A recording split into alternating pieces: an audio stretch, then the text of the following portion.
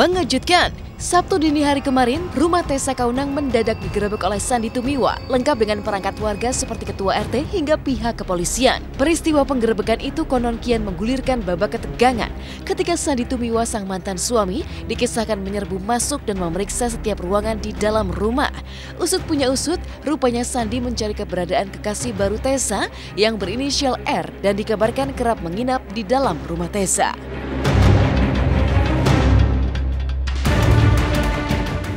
Tadi pagi terjadi penggerbekan lah istilahnya gitu ya, tidak ada buktinya gitu loh.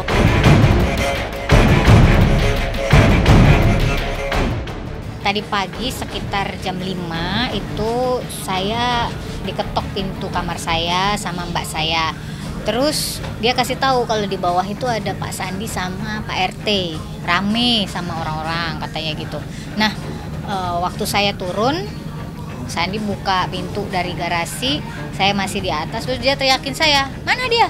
Mana dia? Dia teriak begitu. Terus saya tanya, siapa? Apa ini maksudnya gitu. Dia langsung ke atas, naik ke lantai paling atas, ke kamar, terus dia bukain semuanya, pintu kamar segala macem, dia cek-cek. Pak RT buka pembicaraan, dia bilang katanya dia datengin sama Sandi, diajak suruh datang ke rumah saya itu untuk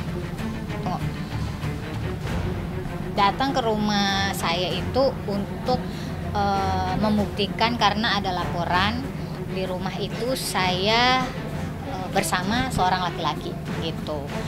Dan ternyata ya itu tadi pengecekan Sandi pertama memang tidak ada.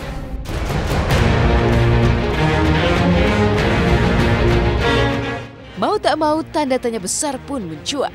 Belum resmi menikah, mungkinkah Tessa berani membawa sang kekasih baru yang berprofesi sebagai seorang pilot menginap di rumahnya yang juga dihuni oleh kedua anak Tessa dan Sandi? Butuh waktu untuk menjawabnya. Yang pasti, berbeda dengan Sandi yang mengaku syok karena mendapat pelaporan dari warga sekitar rumah Tessa. Tessa Kaunang justru dibuat meradang emosi oleh insiden penggerebekan pada hari Sabtu kemarin. Tessa bahkan mengulik ada peran Sandi di balik insiden penggerebekan di rumahnya tersebut.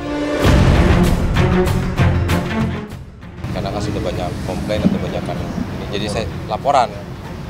Saya pun di situ juga kaget, ada salah satu kawan saya juga waktu saya ulang tahun anak saya ke sana. Pas anak saya ulang tahun di tanggal 9 kemarin, memang ada beberapa laporan dari warga. Saya kaget, nggak mungkin lah Tessa seperti itu. Tapi setelah akhirnya saya melihat sendiri dan TK sendiri mengakui, ya saya benar-benar syok. Bukan dari warga sekitar saya yang istilahnya rese lah atau mau ikut campur urusan saya, malah justru dari pihak orang luar yang sudah cerai sama saya itulah yang rese gitu loh. Akhirnya karena terbukti tidak ada siapapun, saya bilang sama mereka bahwa pacar saya memang datang ke rumah.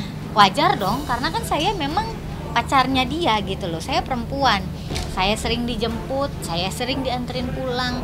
Saya pulang dari lokasi syuting ini jarang cepet. Lebih sering pulangnya di atas jam 12 malam, bahkan bisa sampai jam 2, jam 3. Jadi wajar kalau saya pulangnya subuh. Itu kan ya namanya orang syuting udah tau lah gitu ya.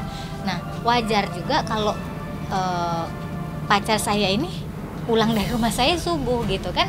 Yang diperkirakan sama Sandi kan ada orang nginep terus pulang subuh-subuh dari rumah saya, kan nggak begitu.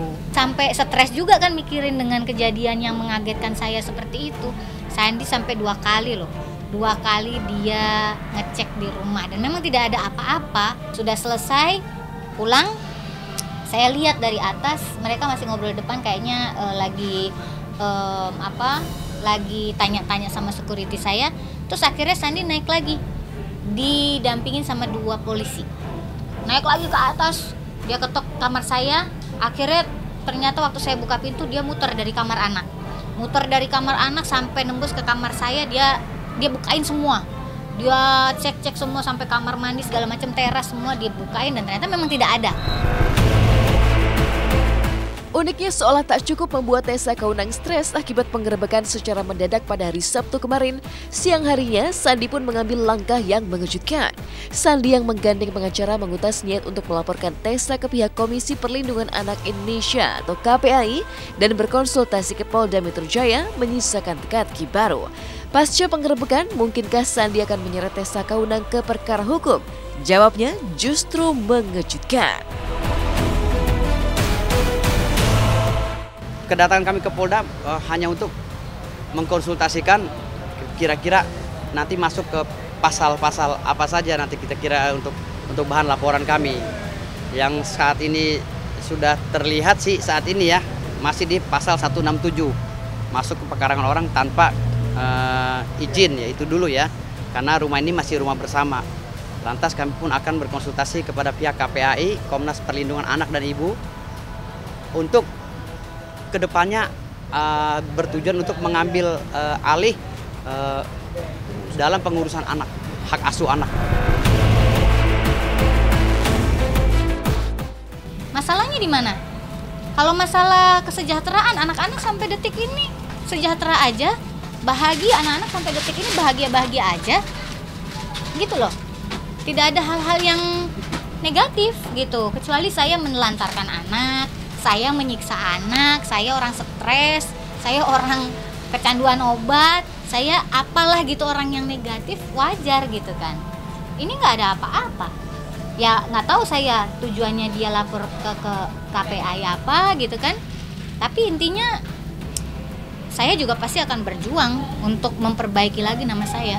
Terus kalau misalnya sekarang dia bilang, ya aku kan soalnya punya hak di rumah, ya udah ayo, kalau mau dijual silakan dia yang jual, kan namanya rumah kan dijual kan nggak bisa buru-buru, pasti kan ada waktu juga yang diperlukan, ya silakan. Saya udah ikhlas lah, udah capek saya capek banget ini dikerecokin terus hidupnya Mas Andi.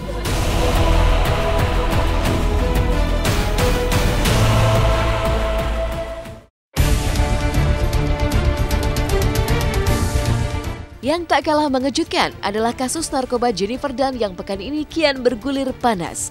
Ya, pasca mendulang heboh lewat sederet video menangis ketika berada di rutan narkoba Polda Metro Jaya, kini kasus Jennifer yang telah sampai ke kejaksaan pun konon kian menguak fenomena gunung es peredaran jaringan narkoba di kalangan artis.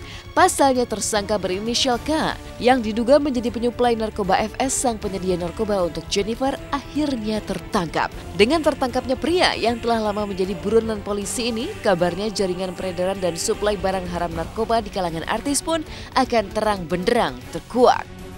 Jadi K ini kan yang menyuplai ke FS ya waktu itu.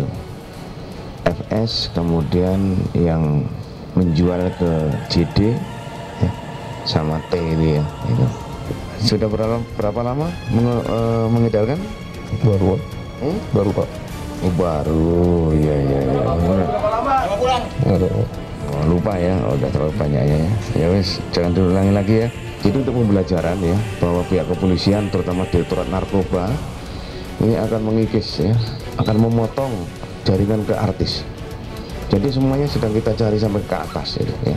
Nah kita putus yang di atasnya ini, penyuplainya ini. Jangan sampai sekarang masih dilaksanakan ini.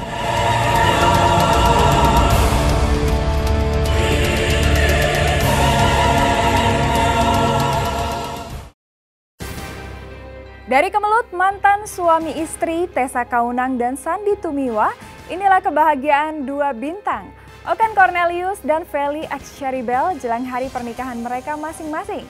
Tinggal hitungan minggu seperti apakah Okan saat melakukan fitting baju pengantin dengan ditemani oleh calon istrinya Lisa Chi. Dan benarkah pada hari pernikahannya nanti Okan akan mengundang Vivian mantan istrinya? Lalu seperti apa pula konsep gaun pengantin yang akan digunakan Feli di pernikahannya nanti? Simak berita lengkapnya hanya di Hot Shot sesaat lagi.